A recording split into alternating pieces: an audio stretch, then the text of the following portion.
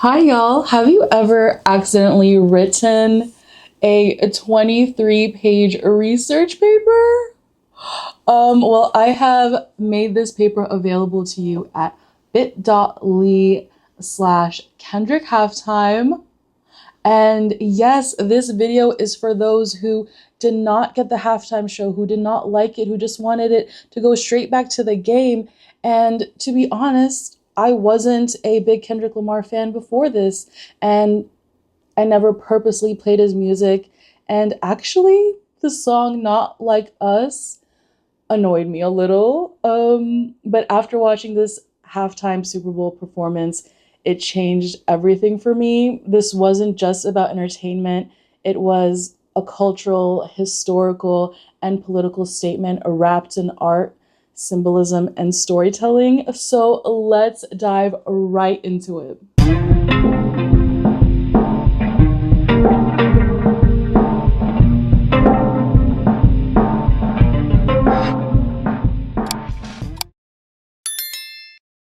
So before we watch this halftime show together, which I'm going to be pausing almost every other second because there's truly something to dissect, I want to tell you a little bit more about me. This video should have chapters, so feel free to jump to whatever portion of the video you would like.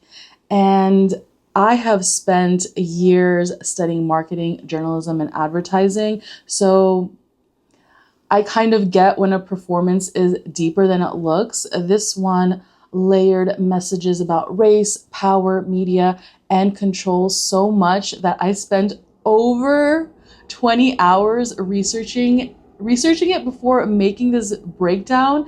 And honestly, it's February 13th, and the Super Bowl was like almost 5 days ago, okay? I could not just hop on and make a video that does not,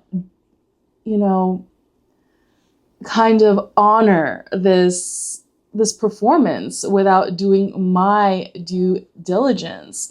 So this video and the document that I've shared for you, like I said, is for those who did not understand the show, thought it was like another performance, or even hated it. I'm breaking down the hidden messages, historical references, and the bigger picture behind Kendrick Lamar's Super Bowl 59 performance, because this wasn't just about the game.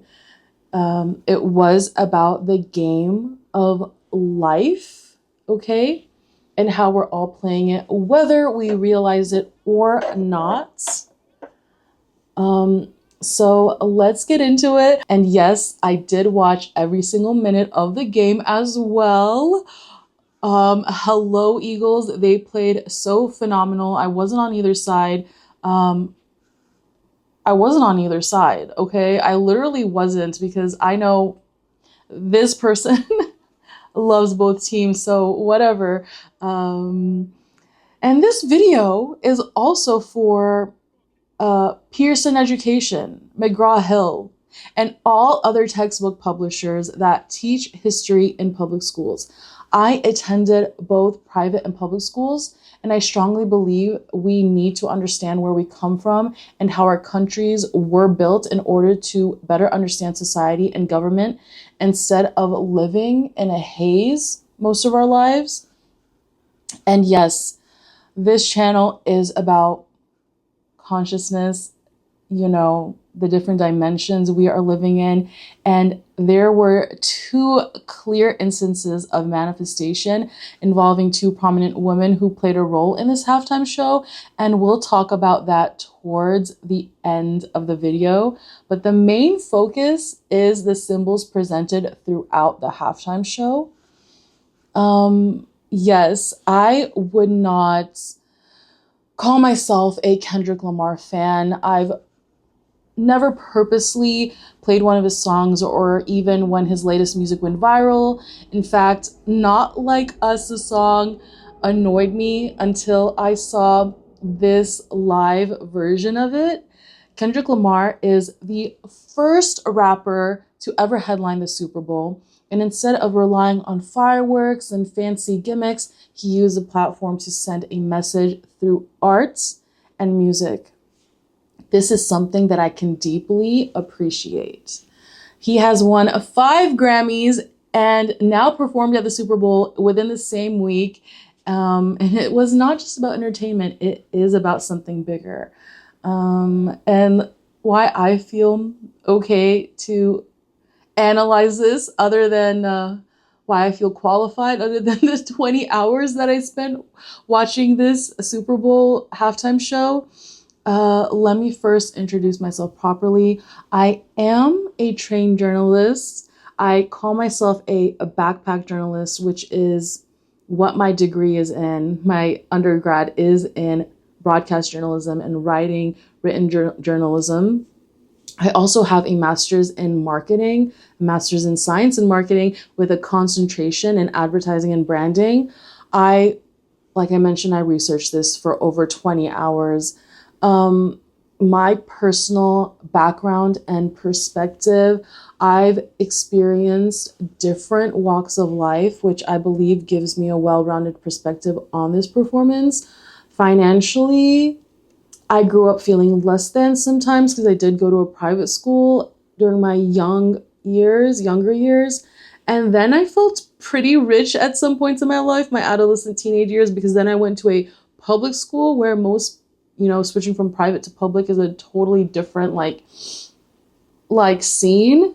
And now in my adulthood, at this current moment, I've basically gone back to having no money, but it's okay because I've truly felt times in my life where I've made thousands and thousands of dollars a month, and I didn't even look at my bank account for weeks. So I kind of feel both sides to everything. Politically and culturally, I voted for Obama, and I've also voted for Trump. Okay, I hope a lot of y'all did not cancel out of this video because I just said that, but even though I voted red and blue, for all 17 years of my life, I've been a huge Taylor Swift fan. Okay, a huge Taylor Swift fan, as in I love her arts and I love her music and I love her storytelling, okay? I've seen Trump before in person as a reporter, okay? I was there sent as a reporter. And I've also seen Taylor Swift in person, and I still don't blindly love or hate either side, okay? My religious versus feminist struggle, as a religious person, it does tear me up inside when I see huge artists, people that I really, really appreciate, like Taylor Swift or Gracie Abrams or Halsey or Tate McRae. I can keep going and going and going. These are so talented females, but they do use sexuality to sell their music. That kind of tears me up inside sometimes. But as a woman, I absolutely love it, kind of. And I wish I was them on stage, owning my power just like them. So again, I see both sides. My educational background, I attended a Christian private university for my undergrad, my bachelor's degree, which costed more than Harvard's tuition does, okay?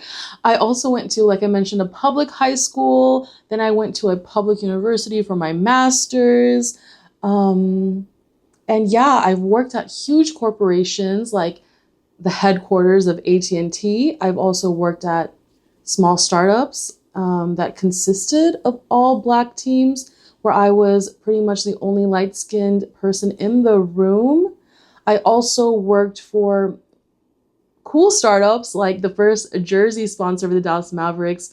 They were actually based in China. They're called 5 Miles. They were the first jersey sponsor of the Mavs. And I traveled to Beijing for about 2 weeks, where I was completely surrounded by the Chinese Asian culture, which helped me see the world in a completely different way.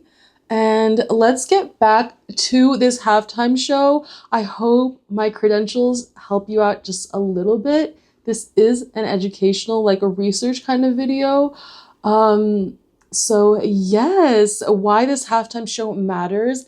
This was a culturally significant event with historical messages, some from the past 10 years and others from hundreds of years ago. Like I said before, I wouldn't consider myself a huge Kendrick fan. I don't have a side or opinions in the current rap feuds, and I've barely listened to his music aside from the songs where he's featured. Like my favorite song by Kendrick is probably one that Drake is actually on, called Effing Problems. Okay, I think Jay-Z is on that too. It is an old song, probably my favorite song, probably one of my top 5 songs out of all songs. But I think I finally understand the hype behind his artistry. Just like I've humanized myself in this introduction, I want to humanize Kendrick Lamar and every single dancer on that stage, every single performer on that stage. There was about 400 dancers on that stage. These are all people. These are all humans. We need to approach this from a historical perspective, not just as entertainment. This is nothing personal against anyone. This is about understanding how the system has affected all of us, and I definitely feel like the system affects me sometimes. Okay, so here we go. I'm going to share my screen with you, one of my favorite things to do with you. So yes, I've made a custom version of this, which I will be watching with you, and I'm using audio from a fan cam over here, okay, because I do not want to get copyrighted on this, and hopefully I will not. This is the actual footage that was broadcasted on TV right here. Right here is the lyrics that is from, I forgot the name of the site, but it has the word genius in it, okay? This is the lyrics from there, just exactly what he is saying, every single word, not even him, what Samuel Jackson is saying, what SZA is saying, every single thing, even the announcer, this is the announcer, the National Football League, everything that was, all the words that were part of the show is here. I think that is very important. And a timer, because if you have downloaded the PDF, you see I've timed everything, and I need to know what part of the video we are on. A little fact about YouTube is you'll see that this says 13, I think 24 on YouTube, which is crazy because every time I upload a video, it adds a few seconds to it. Like I wanted my last video, I needed it to be 11 seconds, 11 minutes, 11 seconds. And every time I would upload it, it was like 11:13. And I don't know why YouTube does that. So the actual video, the actual halftime show is about 13 minutes and 21 seconds, 23 seconds. I don't know if that matters, if that plays a lot, but timing does mean things. Okay, and yeah, I will be presenting examples in this area for us as we go through this. Okay, like I said, there's going to be a lot of pausing, a lot of explanations. I'm only on page 3 of my document here. So let's freaking get into it. A welcome to understanding this halftime show just a little more.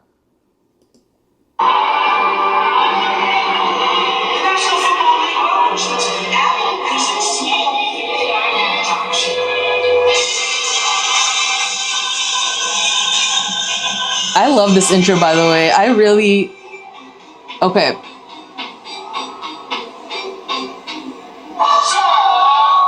All right, we are here. We are already starting at 15 seconds where the hidden messages start. The lights in the crowd change simultaneously, forming some numbers that start from 0 to 100. Okay, and this little combination that is played here, I think we've pretty much established on social media everywhere that this represents a game controller, more specifically a PlayStation controller, which I have right here and I don't have right here because of this video. I use my PlayStation almost every day. Yes, it's a PS4, okay? Okay, we're in 2025. I don't care. It's a PS4, okay? Stop hating. Yes, this is a PS4 representation, and I watched this part at 0.25 speed, so pretty slow. And the sequence is square, triangle, circle, X, triangle, square, X, circle, square, triangle, X, circle, square, which is a cheat code in the past and in a lot of other games, which gives you invincibility, infinite health. It's a cheat code to give you extra lives and to allow players to manipulate the game itself. What game are we manipulating here? Let's kind of get into it.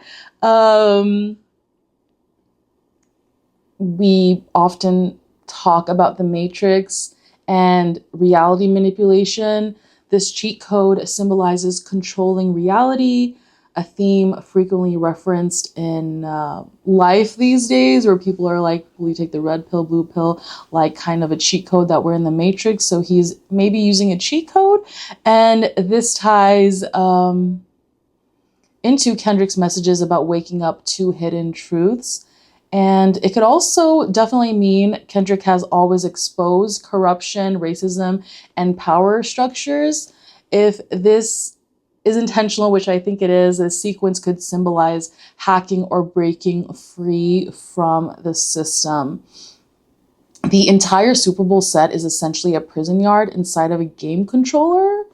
This area, once it's lit up, you will see kind of looks like a prison yard inside of a game controller. There are deeper theories that I don't even know what this is, but I saw one theory that said it could be representing the Temple of Solomon, but I'm not even going there because I don't know what that is. Not my area of expertise.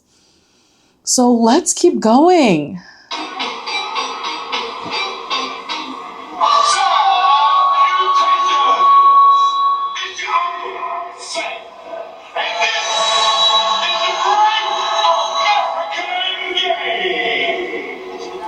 Okay, well, we see the start here and the Uncle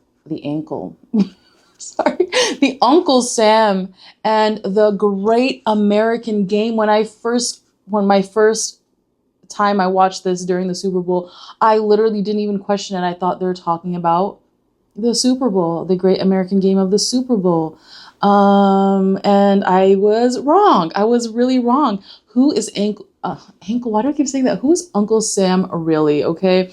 In our school textbooks on the walls of my public school, we always pictured Uncle Sam as a white man.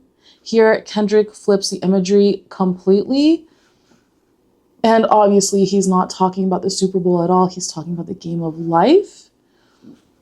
And also, we'll see throughout this, this is a direct message about how America is controlled and the game of the elites. The elite treats society as a game where they make the rules and everyone else is playing along. Kendrick isn't just participating, he is exposing the mechanics behind it, because I would personally consider Kendrick at this point in his life as an elite individual. And yes, we see the start here pointing at the square. It's not even in the center as the numbers were. And possible meanings of start here. It is a call to action. This moment marks the beginning of the message Kendrick is about to deliver. A video game reference, obviously reinforcing the theme of life as a programmed system. This phrase sets the stage for deeper layers of symbolism to unfold. Okay, here we go.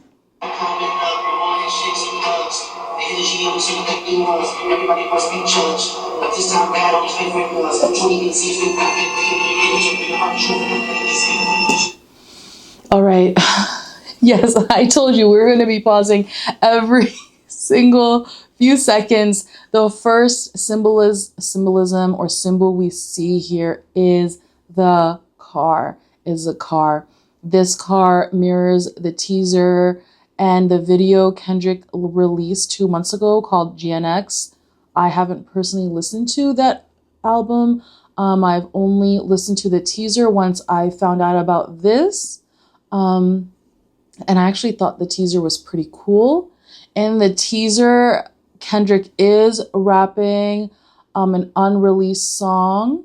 okay? This is a teaser that's found here on YouTube. So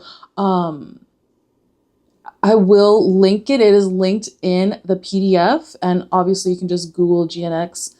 And it is a 1-minute video. And the video on YouTube ends at the line, "I really don't bother nobody, but they run it by me if I got to clear out the room." And he does say that here. And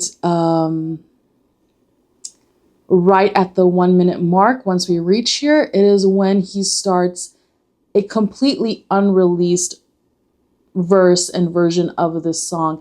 The first time we'll see that right here.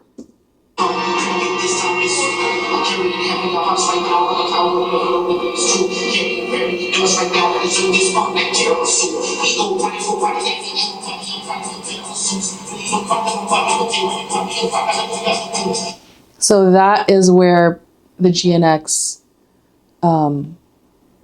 teaser on YouTube ends.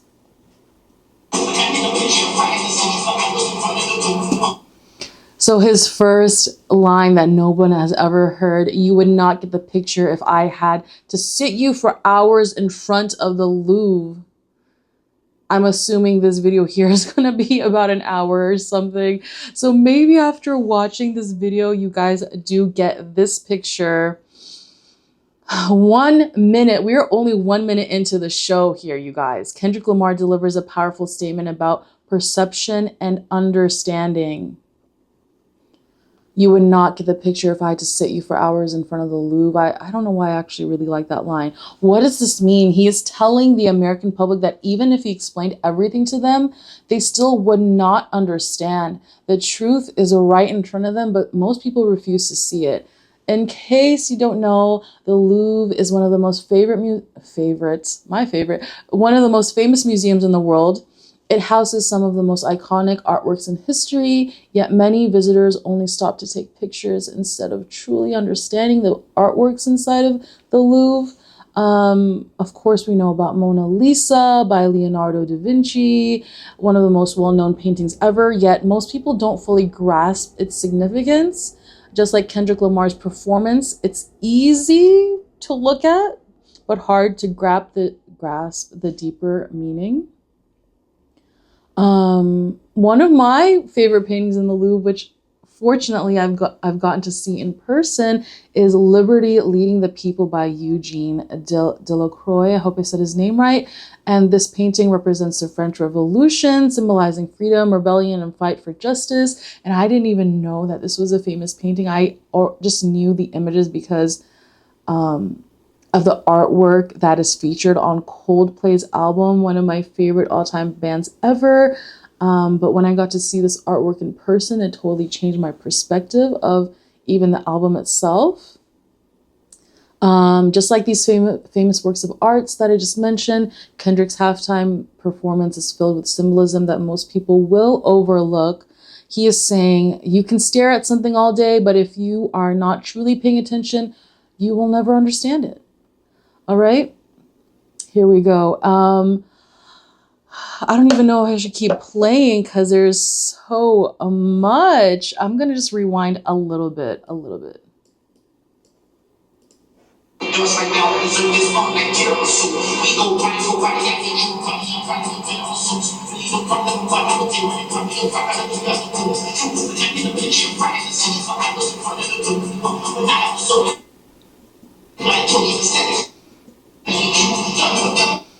So we are talking about the car as a symbol.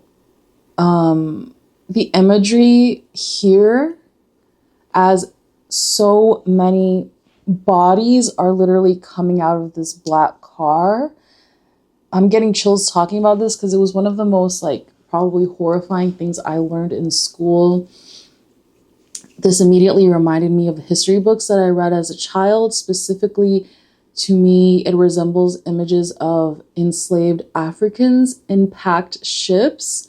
Bodies were packed back to back, head to toe, with no room to move when these human beings were brought to America. they were forced into America with no choice. They were stripped of everything they had. And as they were on the ship to America, they were basically already Americans because they were getting shipped to America. They were metaphorically dressed in red, white, and blue, which kind of haunts me looking at this image that these people are, so many people are coming out of this little vessel dressed as patriots. This car isn't just a stage prop. It's a representation of America's foundation, a country built on forced labor system. Sorry, I'm so sorry, all. If you've seen my other videos, you know I kind of stutter sometimes. Systemic oppression and stolen freedom. The Super Bowl stage becomes a metaphorical slave ship here, a place where entertainers are expected to perform for the masses.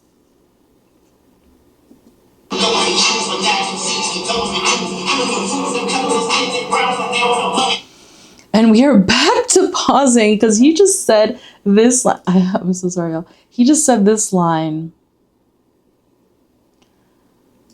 This is literally a dissecting course, y'all.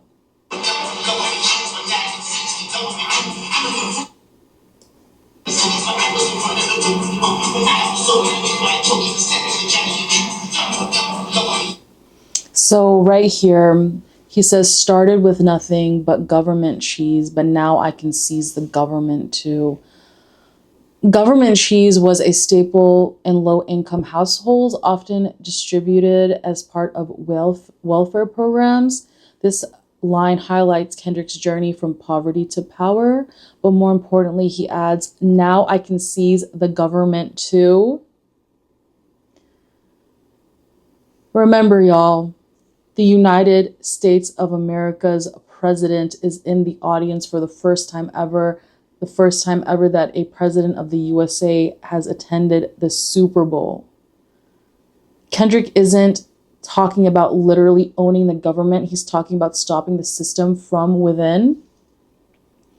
This mirrors the revolutionary themes throughout the performance. And I just think you should have a lot of guts to say that. But of course, I don't even know if somebody like the president of the United States, the president of the US, even registered this line, because I know a lot of people didn't.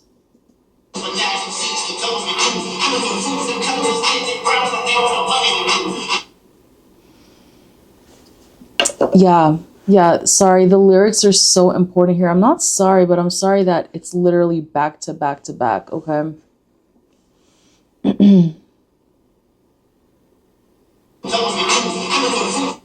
So right here, he talks about food stamps and the $100 bill, a timeline of his economic struggle. Kendrick makes the subtle yet powerful comparison between old food stamps, which used to be tan and brown, and the modern $100 bill, which has a blue kind of security stripe on it. This reflection is a reflection of the economic change. In the 90s, food stamps came in physical booklets, each color representing a different value. By 2004, they were replaced by debit-style EBT cards. And yeah, this is just another imagery of his growth from poverty to wealth.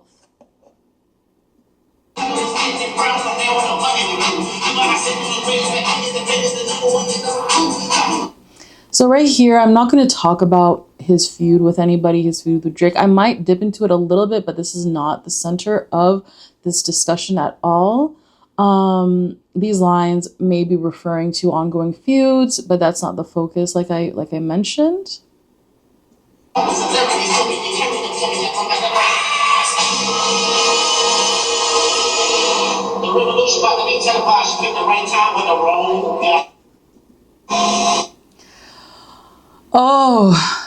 Oh.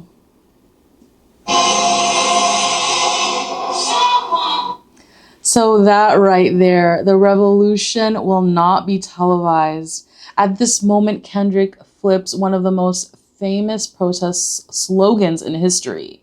The revolution will be televised is what he says. This is a direct reference to Jill Scott Heron's 1971 song called The Revolution Will Not Be Televised, okay? Let's get into why I actually really appreciate this literally one single line. Scott Heron's some key lines that stuck out to me from his lyrics. I would just love to read it to you. Scott Heron's lyrics call out major corporations and media exposing their role in shaping public perception. Here are some of those lines. The revolution will not be brought to you by Xerox. The revolution will not go better with Coke. The revolution will not be brought to you by Schaefer Award Theater. I'm guessing it's like a big theater. The revolution will not be sponsored by General Motors. The revolution will not be brought to you by the NBC and will not star Natalie Wood and Steve McQueen. The revolution will not be right back after a message about a white tornado, white lightning, or white people. The revolution will not be televised. The revolution will not be brought to you at the 11 o'clock news. The revolution will put you in the driver's seat. The revolution will not be televised, will not be televised, will not be televised. The revolution will be live. And we all get what he's saying here. Real change does not come from corporations or the media. The revolution happens in real life, not on a screen. The media only shows what they want you to see.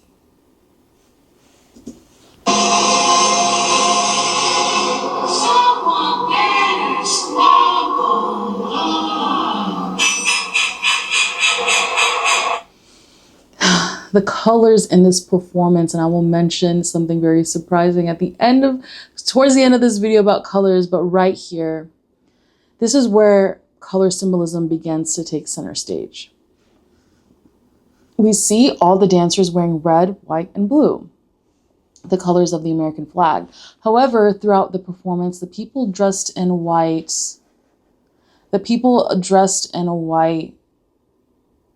are always the ones who surround Kendrick Lamar. This is more than just a visual choice. It's a statement about power and control. The people in white represent a higher power that transcends political divisions. While people often argue that the right versus left, Democrats versus Republicans, this performance suggests that real power lies in the hands of a select few, the elite. These are the ones who truly are in control and who ultimately want to be entertained. Additionally, many have also pointed out on social media that the people in white could symbolize the individuals that Kendrick Lamar has lost in his life, his friends. Some of his songs mention that he's lost 16 specific friends. I don't know if he names them all, but he does mention 16. And I've seen some claims that these white people represent him, but it's never really exactly 16 people around him at all times, but it could definitely represent kind of like his guardian angels. And everything in this video has double meanings. Everything has double, triple meanings, so it could definitely just represent both.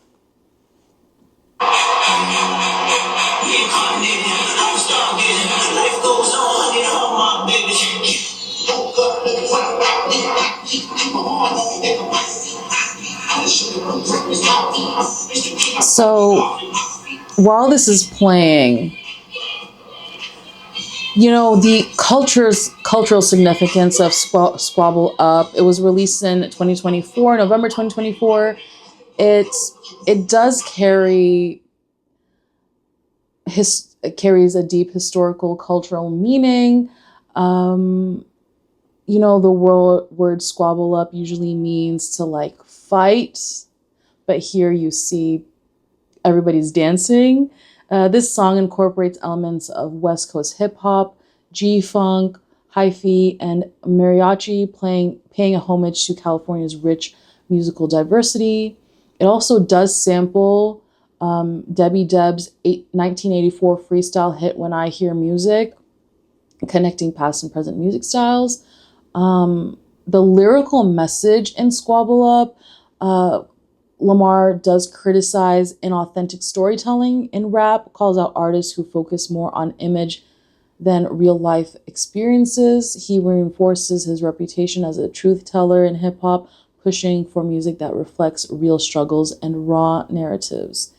And within the music video of this song, which I haven't dissected, it does have West Coast cultural references like the Black Panther Party, a nod to Black activism and revolutionary moments, and the Compton Christmas Parade, a celebration of his hometown roots and Black community traditions.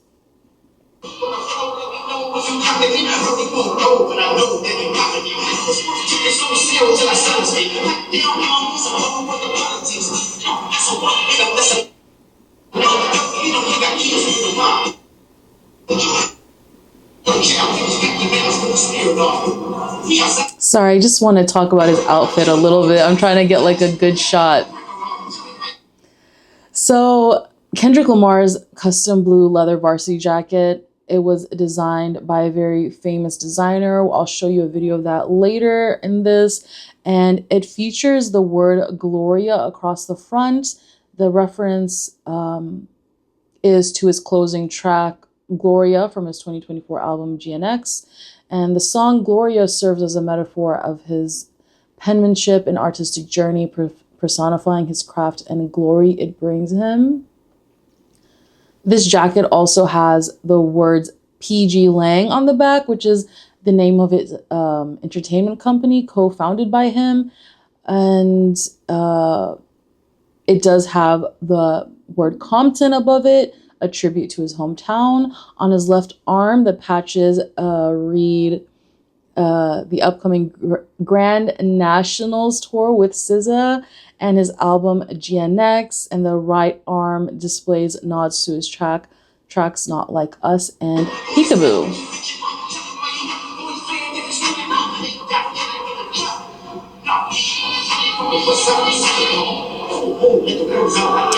These details weren't just fashion statements, they were intentional symbols reinforcing Kendrick's artistic, personal narrative.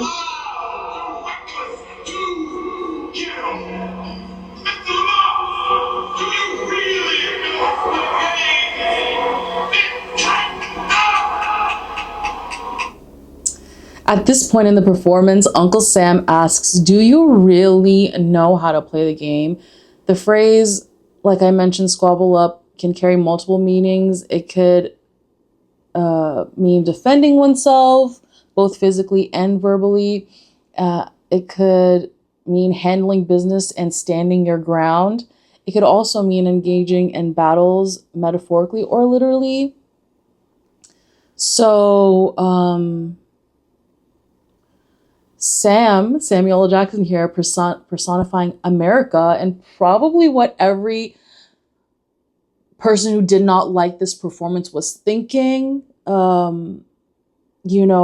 is trying to manipulate Kendrick to perform more approachable songs. This represents the influence that people in power place on celebrities to conform to a marketable image. And we'll see Kendrick break through these limitations by performing kind of like vulgar songs and incorporating an underlying criticism of the nation throughout this performance. And, right after he says, "Tighten up," it is by true art that he plays the song "Be Humble."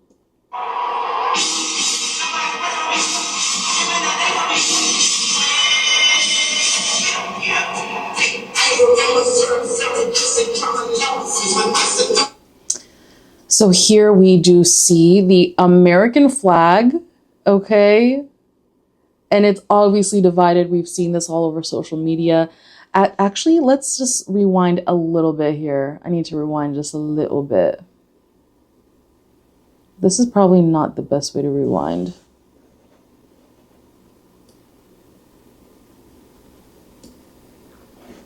Okay.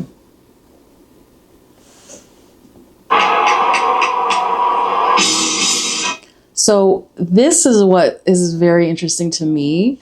The American flag, the dancers are all huddled up together, embracing unity. Then in a dramatic moment, boom, the unity shatters and the group itself splits into half.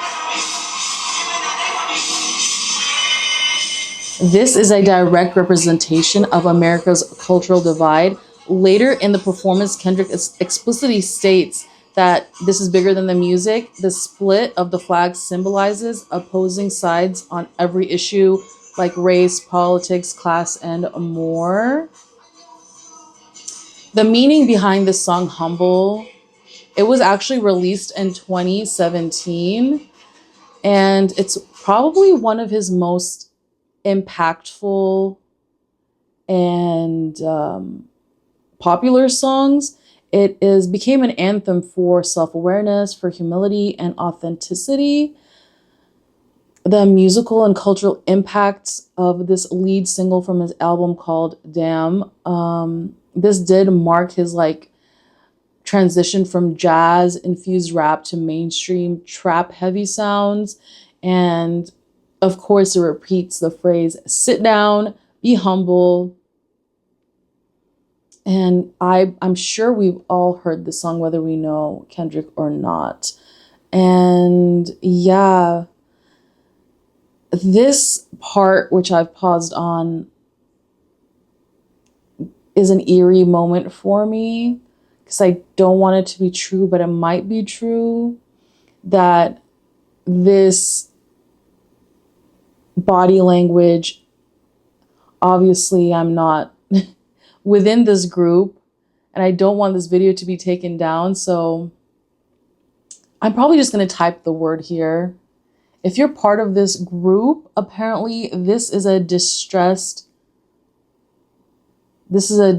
signal for this specific group in America. And when I was younger in high school, one of my history teachers, he did confirm he is a part of this group. I think they call it like lodges. And just growing up in America, you hear about it all the time, and you know that the president himself has to be a part of this group. And it has kind of just been all over social media that this was a distress sign that America is in a little bit of distress. So let's keep moving on.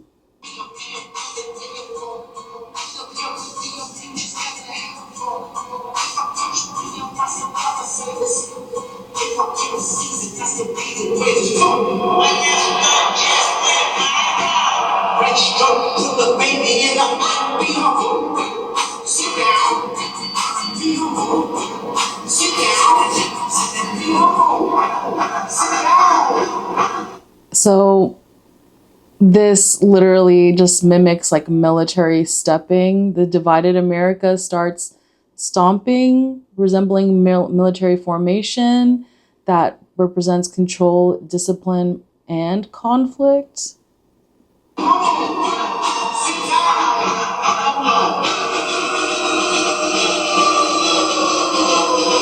And just right there, when we hear the unmistakable brrr, which mimics a gunfire, okay? This moment is kind of designed to be jarring and unsettling, as that American flag that was literally scattered, not literally scattered, that was literally divided, this American flag right here,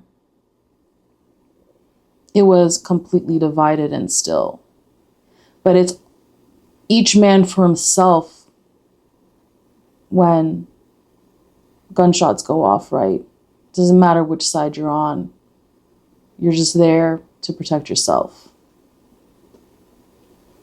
Which I think is so kind of beautiful of how we get into this next song called DNA. And he literally says,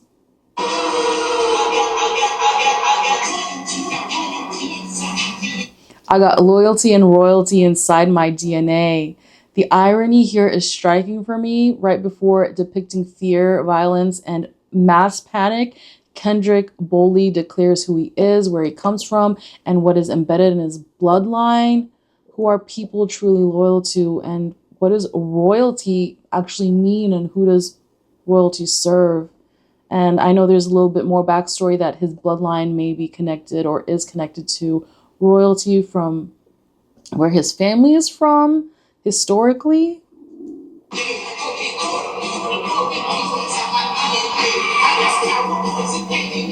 I need to rewind a little bit. This was a personal moment for me, where here Kendrick does a slide walk, and during this moment, Kendrick is seen slide walking through a group behind him, and this image really strongly resembles a Taylor Swift's choreography at her Eras tour. Kendrick has undoubtedly felt the Taylor Swift effect this year, and I'm sure in the past as well. They do have a history. They do have music together. Taylor Swift was cheering for him at the Grammys just a week before this performance, and Swifties were already watching the Super Bowl because, of course, T Swift was in the audience, but they even had a bigger reason to cheer him on, bigger reason to watch the Super Bowl to cheer him on.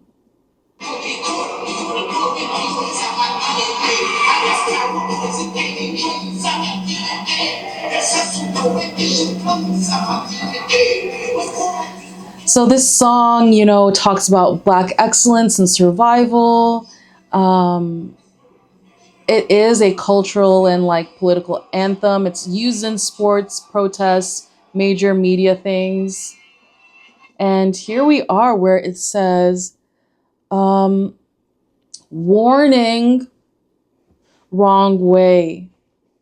Okay, right after he is talking about where he comes from, his loyalty, his DNA, the crowd says wrong way as we are transitioning into the song called Euphoria. What does this mean? What does wrong way mean? Means you're not really doing what Uncle Sam wants you to do right now, which is entertain America. You're entertaining some people, but you're not getting 95% of the crowd's attention, which you're supposed to, right?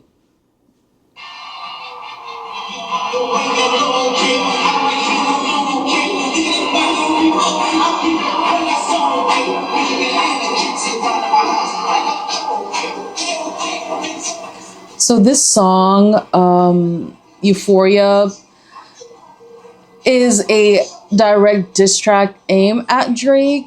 The themes and meaning in Euphoria talk about authenticity versus deception.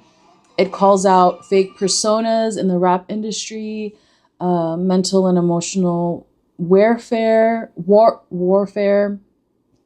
The song uses psychological tactics to break down his opponent here.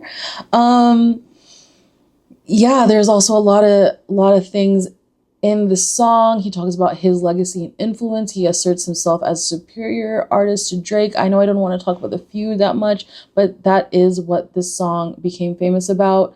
It also subtly contrasts the deep storytelling within Drake's pop appeal. It also suggests that Drake is numb to real emotion and he is lost in the industry hype.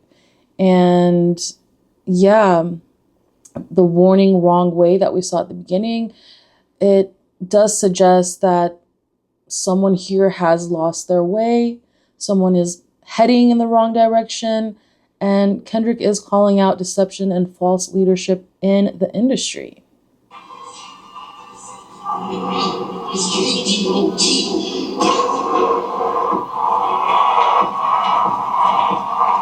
So here is the first deception of the hangman figure. And I do think it is religious symbolism. At this moment, we get the first clear shot of a figure laying across the top of a pole, on top of a light pole. Many have speculated the meaning behind this message here on social media. Some say it's representing a guardian angel, possibly a lost friend of Kendrick's. Others have claimed that it resembles a hangman tarot card, especially when they got an image of the shadow of this guy on the floor. And I don't know about that. I don't know, because Kendrick seems a bit religious to me. So the hangman tarot card is maybe unlikely, but could definitely be, because he obviously had choreographers and other artistic direction, which could definitely mean it's a hangman tarot card. For me, the most compelling theory is that it represents Jesus on the cross, because we are here in the song called Man at the Garden.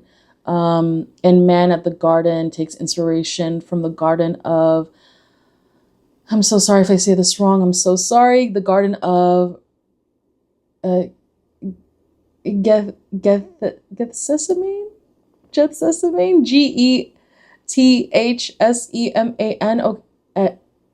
Okay, I'm so sorry if I have pronounced that wrong. This is the place where Jesus faced deep anguish before his crucifixion. According to, the Bible and Christian religion. I'm not very educated in that part, but the key themes of this song, A Man in the Garden, it talks about personal struggle versus destiny. Just like Jesus, Kendrick faces moments of doubt and existential reflection.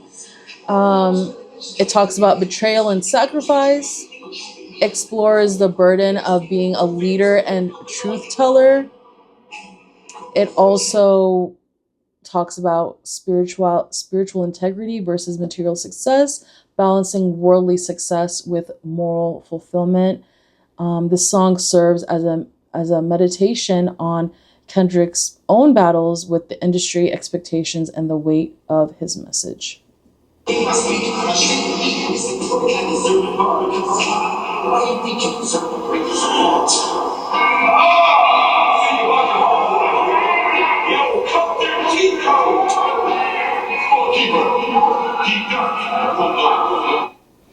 And here we are, the culture cheat code is mentioned. The cheat code is mentioned that we saw at the beginning of this.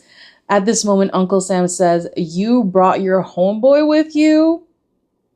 So it's time to deduct one life. This could symbolize that using a culture cheat code, uniting people through music and hidden messages, comes at a cost. I just got chills saying that. I don't know why. And here we go, where we see the next symbol. The camera's cut to a shot inside of the X.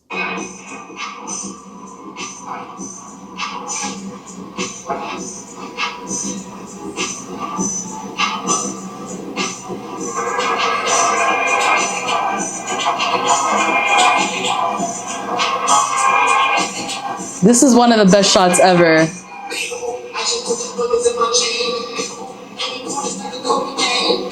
So I've got to pause right here. I've seen theories about this on social media, and it could definitely be true. But this part is true, which I'm about to mention. At this point, we clearly see 3 X's. Okay, and I've paused here, but this is only shown for about a second. That's the only time we will see that clear image of the 3 X's here. And even the X's at the top just turn off, okay? Many have speculated that this could be a tribute to Triple X Tentacion. Okay, I'm just gonna call him Triple X. This is a late rapper who was tragically murdered in 2018, Triple X.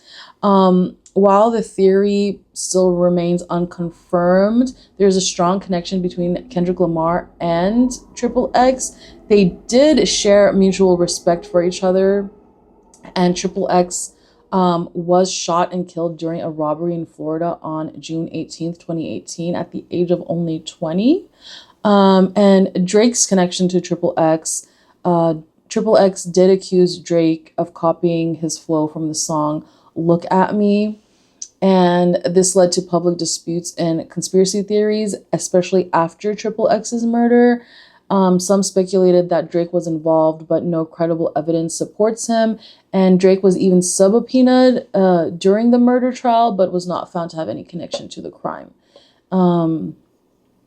And a lot of people on social media do believe this moment is a tribute to Triple X, if anything, or calling out the song Peekaboo here.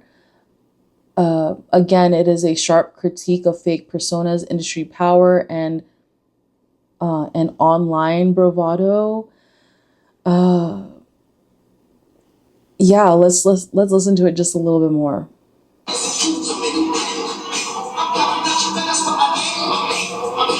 And again, you can see that he's only surrounded by those dressed in white. He's always surrounded by those dressed in white.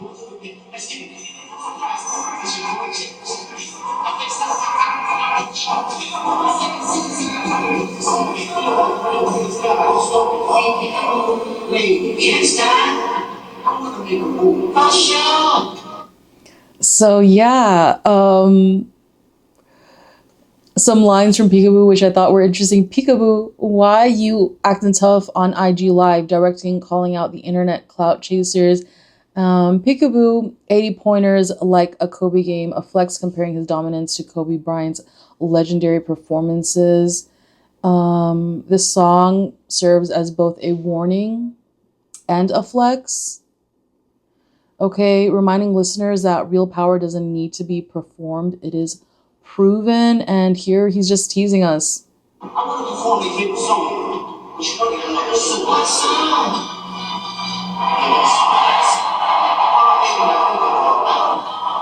He knows so well at this moment. Kendrick knows exactly where he is in his performance. This is basically mid-performance. He knows America is waiting for him to play all of his biggest songs, okay, his biggest hits. If you ask any Kendrick fan what their biggest favorite songs are of his, they're probably not going to mention or list all of the songs that he plays here at the Super Bowl. He knows that if he plays certain tracks and diss tracks, he says here, you know, they love to sue. He could get sued.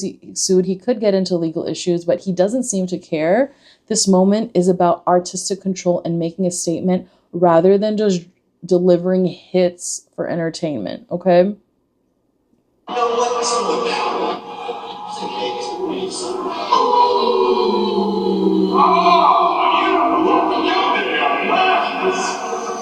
So obviously Uncle Sam, Samuel Jackson here is you lost your damn mind, okay? We don't see him, but we hear him because we think he's about to perform Not Like Us, but he doesn't, okay? He kind of, Uncle Sam here is thinking he's going to perform a ghetto song, right? But it totally changes to kind of a slower vibe. Y'all, I'm sorry for pausing every second, but every second has a symbol. Here we see the S, okay? We see the S here, and it so beautifully transforms into a Z, which then reveals SZA standing on a triangle. And here we go with the Z. Fa, fa. I'm sorry, y'all. I know I said I wasn't a fan of Kendrick Lamar, but I've literally dissected this video so much that there are some songs that I like now, and I do like the fa fa fa fa fa. I don't know why I love that part. So here we are seeing SZA on a. I would love to say that this is an A because the dancers just made an S, they just made a Z, and here we see her on an A, which spells out her stage name, SZA. This A could also represent arts. I think it definitely represents ascension. It represents awareness, and others who have been dissecting this video as well believe it represents a pyramid with an all-seeing eye, which we're all very familiar about. Like this pyramid is on our money here in the United States. And this symbol is also a common symbol for power and knowledge. Regardless of the interpretation, the transition is very visually stunning, and even, you know, the music transition is very, I do appreciate that. It is a powerful entrance for SZA here.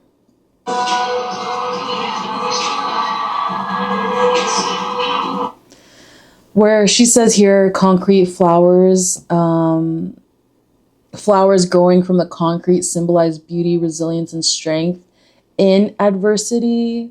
I think it's one of the most beautiful lines in music. I didn't mention this before, but I've mentioned this in other videos, that you should know by now that I am a singer and songwriter. I freaking love songwriting. I have another YouTube channel with my music on it. This is probably one of my favorite lines I've ever heard. Flowers going through concrete.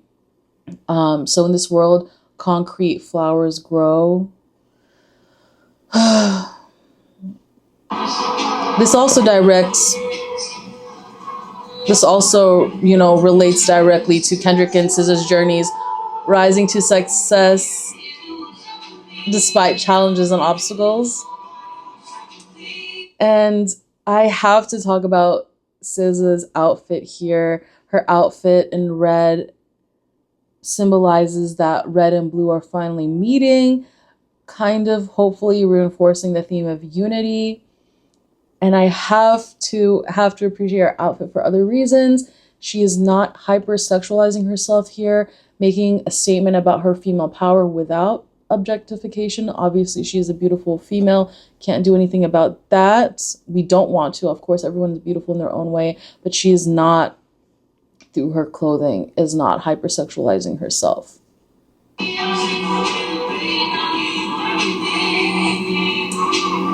This song, it's called Luther. It's about love, vulnerability, deep emotional connections, and heartbreak. It honors Luther Vandross's impact on music and culture. And here we are to another symbol, okay? The symbol of the circle. At this point in the performance, the circle becomes the central symbol.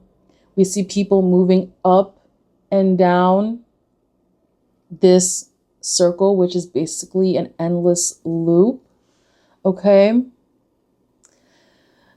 And I have to pause this. I wish I could keep playing, but every single second is literally a symbol. These people are walking in a clockwise direction, symbolizing progress. However, this movement mirrors the Penrose stairs of illusion, where one appears to be moving forward, but ultimately returns to the same point. This represents a larger societal truth where we make strides forward in the system, but it often prevents real progress. It's a powerful visual metaphor for generational cycles of oppression and systemic barriers that keep marginalized groups in the same place. And it is also a symbol for the illusion of freedom versus the reality of being trapped in a controlled system. And here we are again. I'm so sorry. I played it for 1 second. The hand signals here, I had to do some research on it because I was so creeped out and scared about, I don't want any more. I'm going to put the words over here. Symbols, okay? I don't want any more of those symbols. And throughout this moment here, I think the Lord and everyone, these hand signals represent, you know, kind of a motorcycle connection. Throughout this moment, Kendrick and the dancers use a series of hand signals. These gestures resemble universal motorcycle hand signs, commonly used by riders to communicate. This one right here, this where I've paused, is a comfort stop. a sign indicating to pause or rest. Right there, that palms facing up and out, signaling others to join, is a signal for follow me. And these are universal motorcycle hand signals. So this one is follow me. And then this next one, where they go like this, okay, is you lead. And it's so important to me that they're using this specific arm and side, because this is literally the universal signs, because you have to be holding onto your motorcycle with your other hand. Right there, it is a sign for you lead, and we repeat the next two signs. Follow me and you lead is repeated here. So here we go with follow me, and here we go with you lead. So I just want to talk about the possible historical connection about these motorcycle hand signals. I do think that this is a tribute to the East Bay Dragons, one of the first all-Black outlaw motorcycle clubs in America. The East Bay Dragons, they're called the East Bay Dragons MC, a legendary defiance and freedom. They were founded in the 1950s as a car club in Oakland, California, under the person who found this group. I'm so sorry. I was educating myself about this, so I'm learning along with you guys. This was founded under Toby Jean Livingston, and in 1959 they transitioned to Harleys and Choppers, becoming one of the first Black outlaw motorcycle clubs. They faced violence, rivalry, and racial tensions as they rode through the battlegrounds of urban America. Their legacy is deeply tied to modern urban folk heroes alongside groups like the Black Panther and the Oakland Riders. So this is why I really, really think that these hand signals that were played in this little part as this famous theme song we know from the Black Panther movie. We all know this song. We all love this song, okay? It is definitely paying an homage to the East Bay Dragons. And riding a Harley as a Black man in the 1950s was a revolutionary act. If this moment in Kendrick Lamar's performance is referring to them, it further cements the halftime show as a historical statement on Black resistance, unity, and defiance against American oppression. And it was probably one of my favorite moments.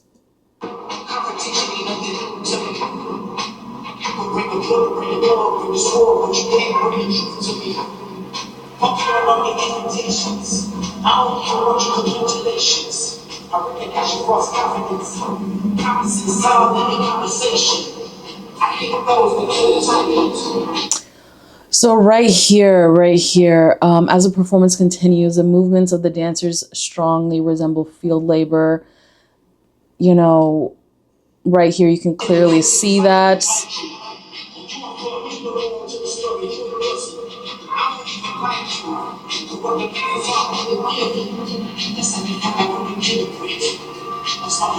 It definitely mimics like machinery and the legacy of slavery and forced labor, the struggles of the working class individuals, particularly in Black and immigrant communities. It also symbolizes the ongoing fight for labor rights and economic justice. Again, I'm literally pausing every few seconds. We went from symbols of motorcycle hand gestures to labor work, right? And now we will keep seeing symbols through hand signals. So as SZA comes on the stage, the women here are doing a very, very specific movement, and it is just the women in red, the ones who are going around the circle. The ones in white are not doing anything. And the dancers in red are performing a very distinct movement while those in white remain completely still. The significance of this movement that I have interpreted, I'll tell you why in a second, but it does highlight the role of women as givers, nurturers, and caretakers in society. This is a contrast between the motion and stillness that suggests some give, others simply watch. And it is a commentary on acts of generosity often go unrecognized by those in power. So you can see here that the ones in white are not even paying attention to what the ones in red are doing behind them. And we are still paused here because this gesture was very interesting to me right here. This gesture, the hands do go up and down.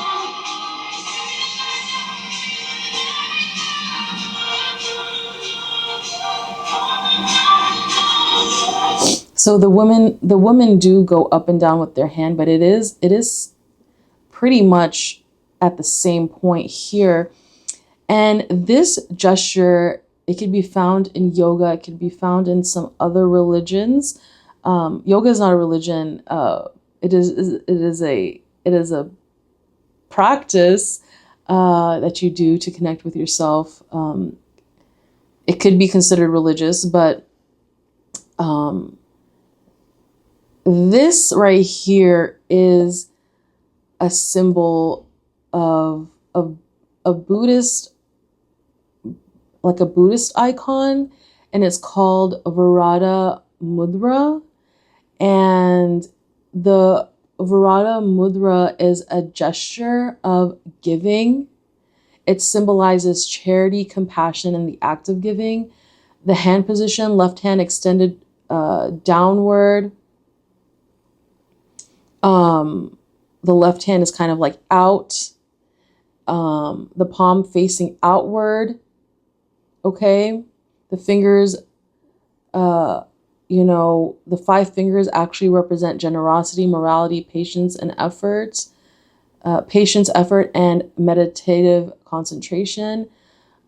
This moment here adds a spiritual layer to the performance, emphasizing the themes of sacrifice, selflessness, and the struggle for justice. Okay.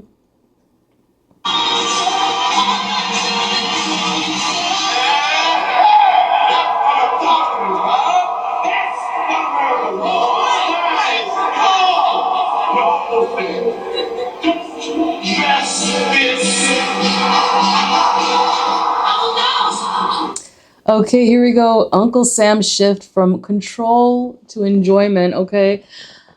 As the performance progresses here, Uncle Sam, previously a symbol of oppression and manipulation, finally appears happy, okay? He's like happy. He's no longer trying to control the narrative. Instead, he's simply enjoying the music, simply ignoring the deeper messages embodied in the performance, which I think is very ironic because we literally just dissected the song from this movie, right? This is one of the songs that most of America probably enjoyed during this performance. This is ironic to me considering that the song playing at this moment is packed with some of the most profound symbolism and hand signals of the entire show. But yeah, it's what we want, right? But oh no, he got mad right at the end there when Kendrick will do what he wants.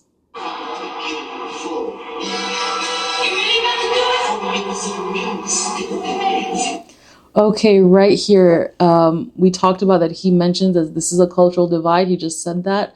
The American flag was divided at the beginning. 40 acres and a mule. This is bigger than the music. I'm getting chills again. I'm getting goosebumps again. At this moment, Kendrick Lamar directly references one of the most significant betrayals in American history. 40 acres and a mule. This is bigger than the music. After the Civil War, freed enslaved people wore promised land. as you know, a sorry, as a you will get 40 acres and a mule. This promise was never fulfilled, leaving generations of Black Americans economically disadvantaged.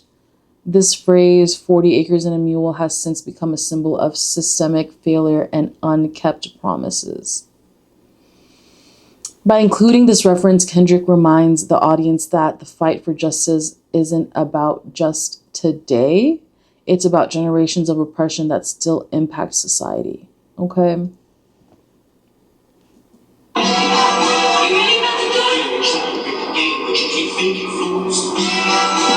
You can try to fake the game, but you can't fake influence, okay?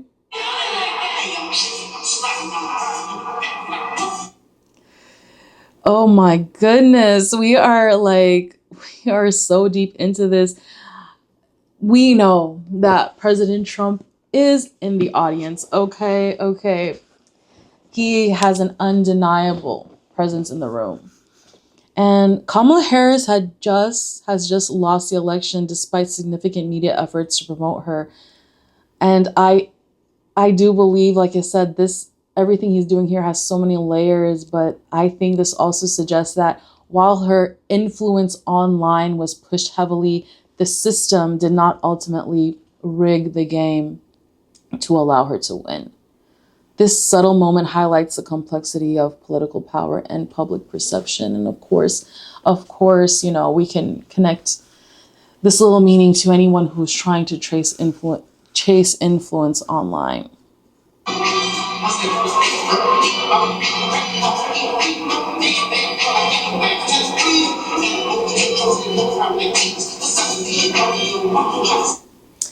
So here we are at this point. We see the dancers who are kind of mimicking a swastika-like formation.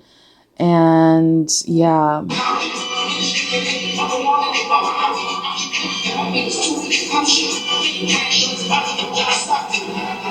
And then boom, all the swastikas are down, all the people are down. But in the middle, what is it again? The ones in the white.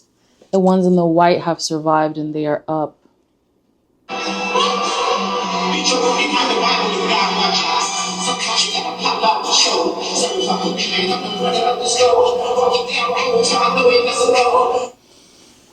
Yeah. That symbolism of everyone falling was basically right before the climax of the show, that the people in control are not affected by the struggles of everyday people. The people who suffer are rarely the ones making the decisions. Okay? I was kind of freaked out by that little moment where everyone, we won't even rewind to it, was fallen on the ground, but the people in the center were still up.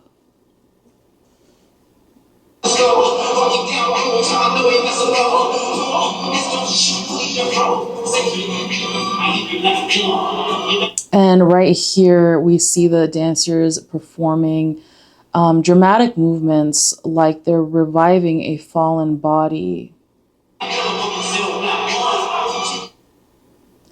And yeah, I think the dancers here are symbolizing resurrection and redemption, suggesting that even in a system designed to kill and suppress, people will always find a way to rise again. Obviously, his lyrics here are commenting about Cell Block 1, which is often reserved for individuals who have convicted some of the most heinous crimes. I'm not even going to say those words. You can go Google Cell Block 1. It's also in the PDF document if you want to see. Yeah, and also the dancers here, how they revive a body also mimics the cycle of oppression. The act of reviving a body could symbolize a system repeatedly taking lives, but communities continue to fight survival and justice.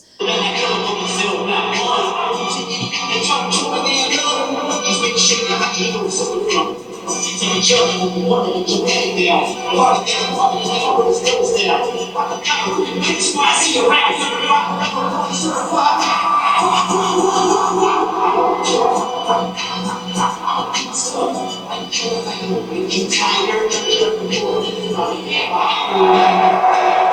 I'm not even gonna go into all of that. You can go look up the feud between him and Drake. You guys know what's up.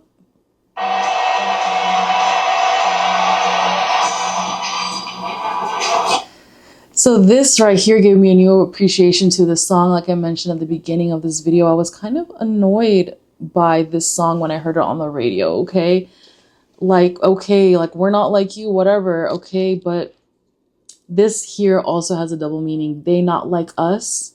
They're not like us. They not like us. They don't like us.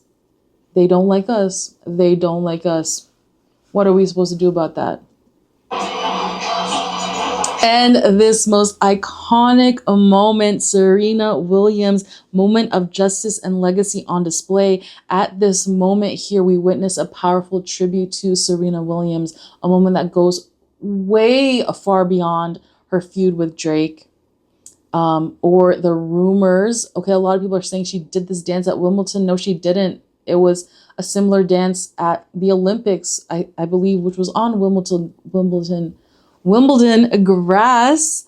But this dance here was about her life, was about her legacy, was about reclaiming her narrative. You know, there has been a lot of misinformation about why she did this, but let's get into wait, first of all, I've gotten 4 million views, over 4 million views of my little clip of her dancing here. Thank you for that. Okay, thank you. And I also on my Instagram, I have put in so many information, which I'm going to share with you here. Serena's connection to Compton, California is deeply personal. Obviously, the dance here is called Crip Walk. In 2003, her older sister, her older half-sister was tragically killed in Compton. She was shot by members of the Southside Compton Crips who mistakenly believed they were defending a drug house from rival gang members. This personal loss deeply affected Williams' family, highlighting the realities of gang violence in their hometown. For Serena, this dance wasn't just a movement, it was a moment of reclaiming. Okay, the Crip Walk originated in Compton in the 1970s. Serena performing this on such a prominent stage is an act of embracing her heritage and owning a dance that has a complicated history. Serena's performance is a reflection of who she is, where she comes from, and how she has continuously defied expectations. And yeah, Kendrick does say better not speak on Serena within her song. By including Serena in this performance, Kendrick adds another layer of meaning, suggesting this isn't just about music, it's about real life relationship and respect. Also, in the video for this song, the music video, it starts with a rhythm that has historical ties to 19th century minstrel shows and the cakewalk. It starts with just knocking on my it sounds kind of creepy now that I do it on my desk. The cakewalk was a dance enslaved Africans used to do to mock white slave owners. They were told to like entertain slave owners sometimes, and they actually did this dance that mocked them. The Crip Walk, which originated in Black street culture, has also been misunderstood, criminalized, and reclaimed over time. To kind of include both of these dances, Kendrick bridges the history of Black performance as a form of resistance, the connection between old and new forms of dance as a tool for reclaiming identity. And of course, the 2012 Crip Walk controversy comes into a full circle moment when Serena first did a version of this Crip Walk in the 2012 Olympics. It sparked major backlash Fox Sports' Jason Whitlock said, sorry, this part just makes me mad.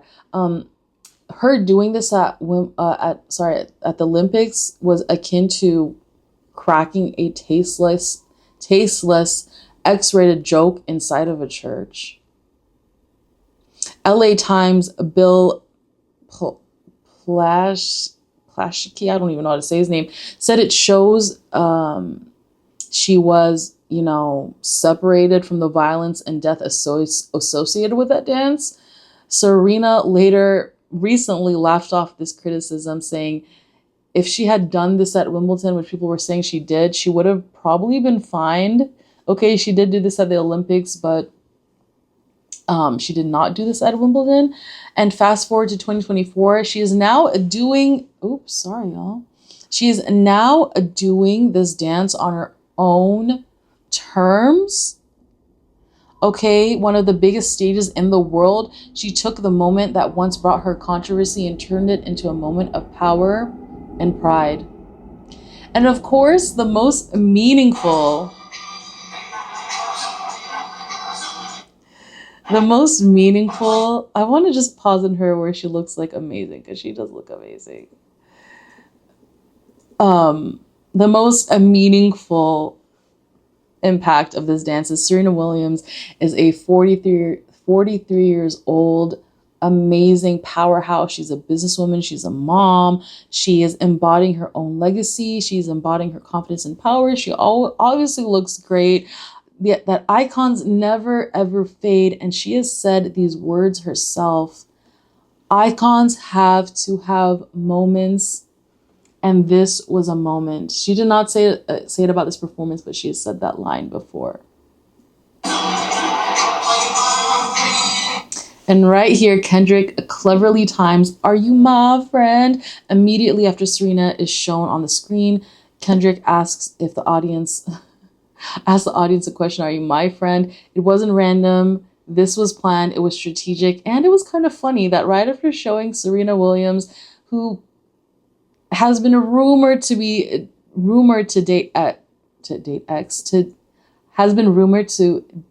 have dated Drake in the past. It's a rumor. We don't really know if this is true or not. But if it is true, saying "Are you my friend?" right after this is kind of funny.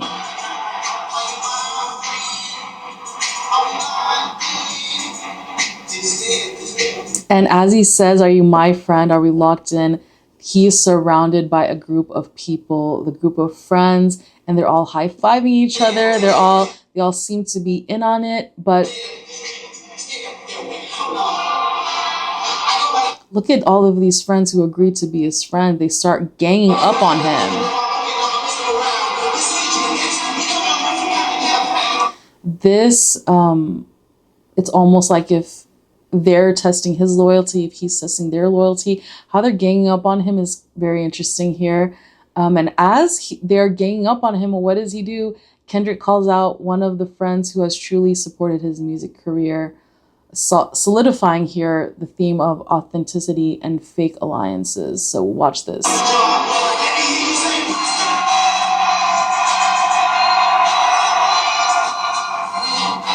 All right. So, like I've said before, I've never really listened to Kendrick's music before this halftime show, just a few songs. That means I never knew who Mustard was either, okay? Not even the first time watching this performance. When I first saw this guy come out, I just thought he was like an influencer or someone. It wasn't until this research that I looked into his history and his connection to Kendrick Lamar. His real name is Dijon McFarlane, which is so crazy. His cousin gave him the nickname Mustard, which eventually became his stage name, DJ Mustard. Mustard has been a major influence in West Coast hip hop, producing hits for several top artists, including, of course, Kendrick Lamar. This halftime show wasn't just about Kendrick performing solo. It was a celebration of his collaborations, his community, and the people who helped shape his sound. Okay, y'all, so I need to go to one of my favorite parts of this performance that was actually unplanned. we're just gonna step a few seconds back here. Let's just rewind just a little bit here. Do you see what I'm seeing, y'all? Do you see what I am seeing, y'all? Oh, he's got, how many seconds? How many seconds is he featured, actually? Let's see. You start at 11:57. Ooh.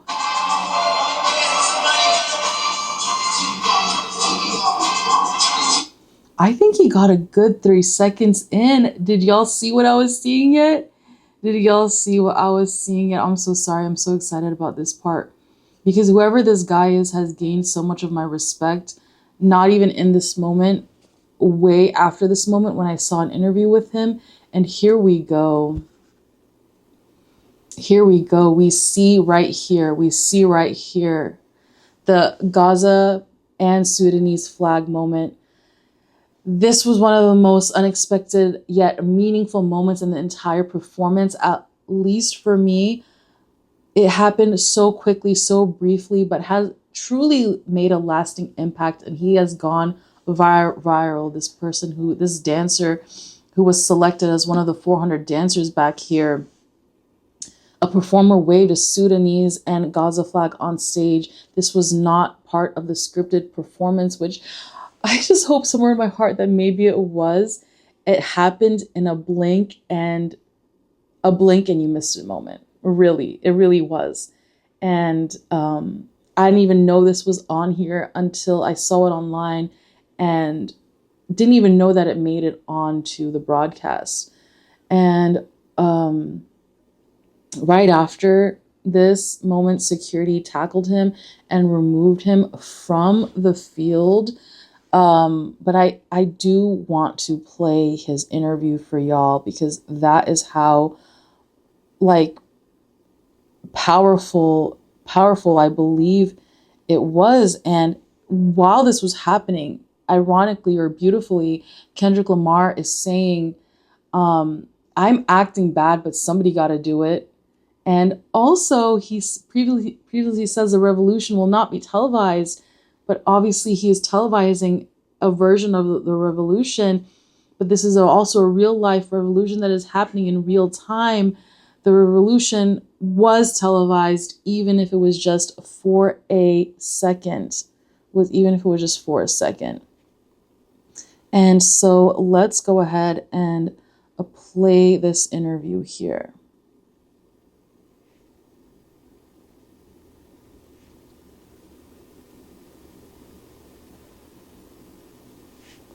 You'll now be banned for life from all NFL stadiums, from all events. And I thought that I could contribute to taking it to the next level with this activism and protest and enlightenment to make other people aware of what's going on in other parts of the world. A lot of people didn't know what's going on in Gaza. A lot of people didn't know what's going on in Sudan, and they feel like they're not being represented properly. So I had the opportunity to represent them on a global scale, and I had to take that opportunity. Yeah, and just even to get the prayers of the people. Okay, it was worth it just to get the prayers of the Palestinians and the Sudanese. Yeah, in response to your protest, the NFL says you'll now be banned for life from all NFL stadiums, from all events. What's your response to the ban, and would you still have done it if you'd known the risks? The risk of a ban? I was afraid I was going to get sniped by a Secret Service's bullet. Mm-hmm. I can watch a football program on the television if I choose to, sir. You'll now be banned for life. Oh my God, that's the most iconic thing I've heard somebody say in a long time. After I found out who this guy was, I wish him all the success. I know he's gained so many followers. He's gained so much respect from humanity. Let's go. Okay. Even if this moment was an intentional part of Kendrick's performance, just like all other hidden messages in this performance, this 1 or 2 second glimpse of activism became a part of the halftime show's deeper meaning. And to be honest, I have goosebumps again. I'm just so glad he made it out alive. When I first saw the video of this person getting tackled, I just thought that was the first and last time I would ever hear or see about him. But I'm just so happy he has made it out alive.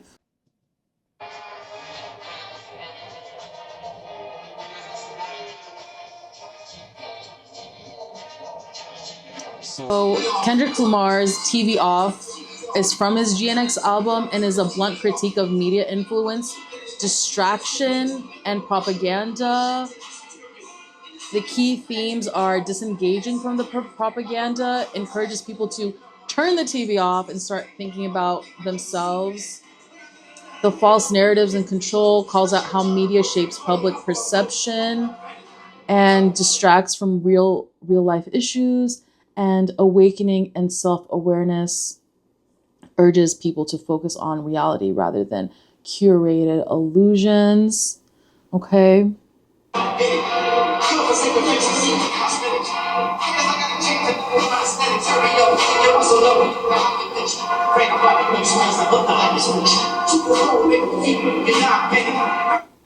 So this right here, Super Bowl made a feat.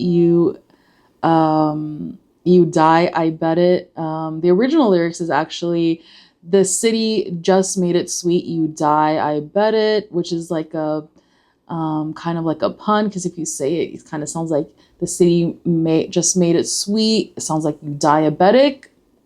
The changed version of the Super Bowl is a new reference to the fact that Kendrick is performing live in front of over 100 million viewers, way over 100 million viewers during the Super Bowl 59 here. This is a classic Kendrick Lamar move. He knows his audience. He knows the gravity of this moment, and he makes sure his lyrics reflect the power of the performance itself. And let's just see, he actually self-censored. He did not use profanity in this. He was running around in this. If anything, we can appreciate him as an artist for how he delivered his performance here. Okay.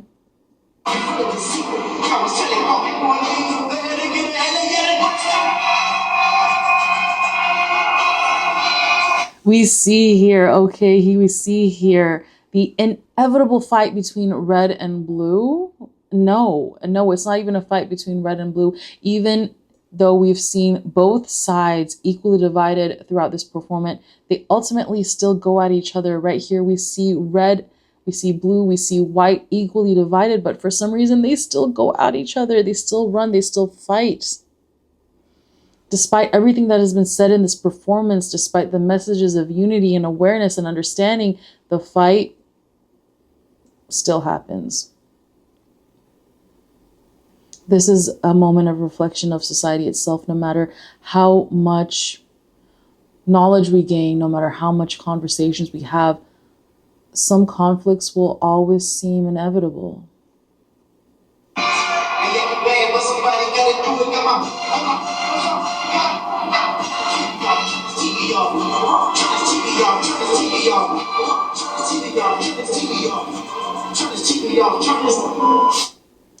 After the grand fight or whatever that was ends, everything ultimately collapses. The chaos all fades away. One final question is, what was the point of this divide again? Right? The mysteriousness of this show is deliberate, and it isn't just about the halftime show. Everything here is about real life itself. All right. And as he says, turn this TV off. He's telling people to turn this TV off. Everything here goes dark. And we see the words here, game over. It appears in the stands, marking the end of the performance, right? Right? Does it mark the end of the rap beef? The rap fights, the things he's been having with other celebrities? Or does this game over perhaps even state that the game of America is at an end as we know it? This multi-faced conclusion wraps up all the storylines that Kendrick Lamar has been presenting us throughout this halftime show. The video game theme, obviously, suggesting that the world we live in is in a controlled system. Game over. The political commentary, whereas the phrase game over hints at a societal shift. Like I mentioned, is it between, is it about the public rap beef with Drake, suggesting that for Kendrick, the feud is over, whether people realize it or not.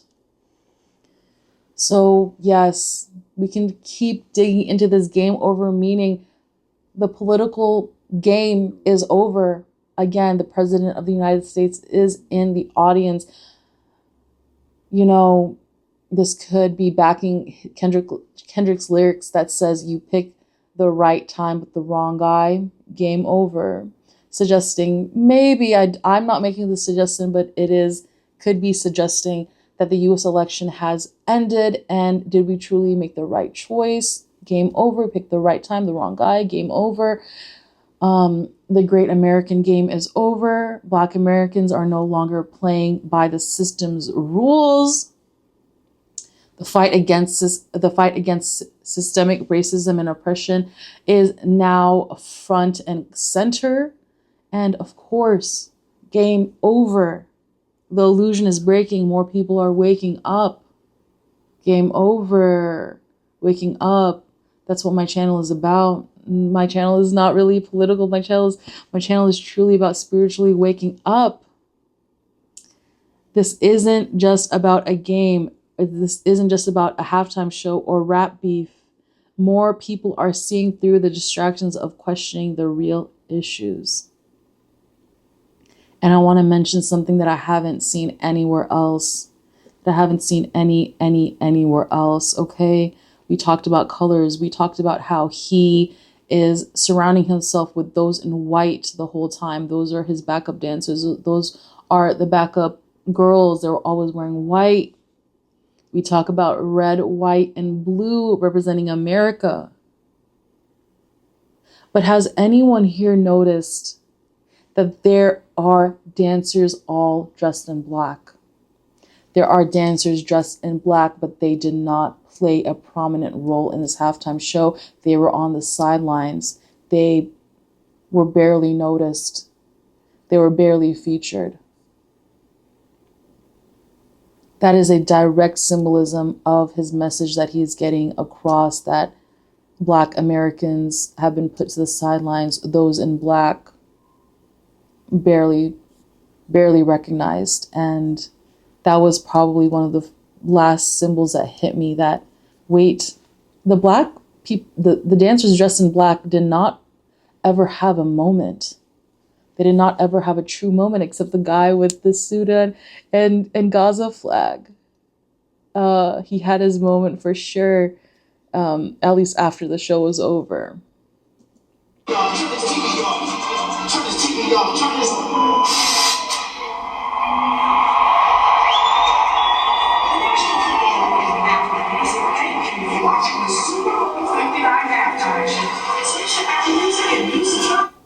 Switch to Apple Music. I do already use Apple Music. Oh my gosh. We literally dissected this whole thing.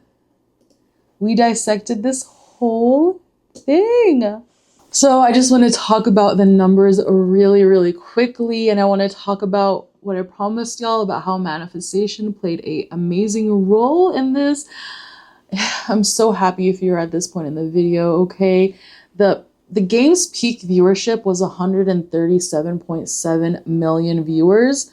The halftime performance had 133.5 million viewers. This means that the performance did surpass the average viewership. So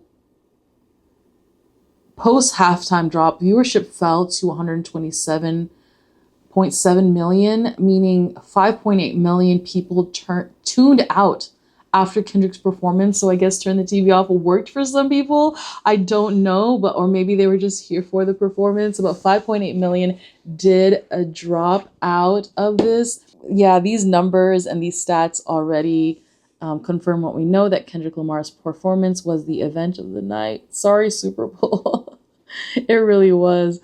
And now let's get to my favorite part as we wrap up this amazing video, how the 4D and 5D consciousness played an obvious part in this. This had manifestation. This was destined to happen. Throughout the halftime show, several moments felt like they were the results of pure manifestation, whether intentional or not. But here are some intentional versions. Serena Williams had a full circle moment. Serena's performance at the Super Bowl was not random. It was years in the making. Kendrick Lamar's team specifically reached out to her because they remembered her crip walk at the Olympics after she won gold. In her own words, she never imagined she'd be dancing at the Super Bowl, but when Kendrick called, she knew it was the right moment. She knew she danced at the Olympics for a reason. This wasn't just a viral dance, it was a reclamation of her legacy. A move that was once controversial in 2012 became one of the most defining moments of the biggest televised event in the world. Whether she realized it at the time or not, she manifested this. And SZA, she clearly speaks on manifestation. Okay, go girl, go girl. SZA has openly shared that she records manifestations and messages for herself, for her future self, before big performances.